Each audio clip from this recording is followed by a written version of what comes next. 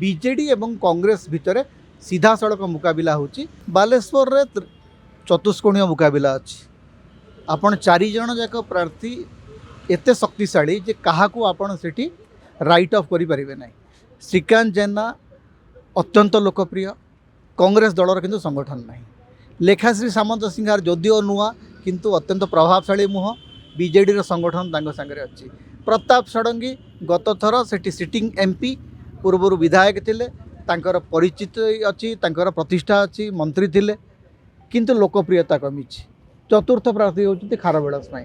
खारबेल 3 थर एमपी, लोकप्रियता अच्छी, बालेश्वरवासी भल भाव जानती, गोटे नुआ धरण परिचय अच्छी। किंतु ये जो चतुष्कोणीय मुकाबिला वास्तव में किए जीतब कहवाटा डिफिकल्ट। जदिओ श्रीकांत जेना पाखे गोटे प्रकार लगुच स्थिति सहज लगुच। आप अनेक क्षेत्र में देखिए, अनेक जगह पचारे लोक श्रीकांत जेना को भल पाँच, किंतु समस्त मन में सन्देह अच्छी जे कांग्रेस जेहेतु गाँ स्तर संगठन नहीं, बूथ स्तर संगठन नहीं, ताले भोटर आसीपारे कि नहीं। तेणु जदि कांग्रेस भोटर को आनीपर बूथ को, जदि गाँ स्तर में कांग्रेस कर्मी माने पहुँची पारि ताहले सेठी श्रीकांत जेना जीतवा सहज।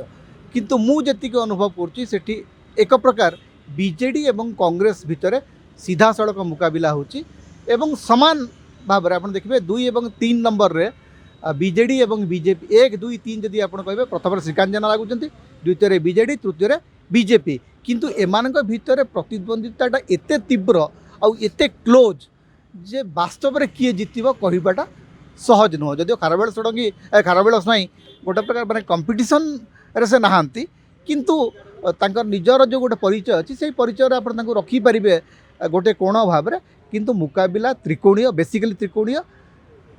It's most likely between Congress आउ बीजेडी।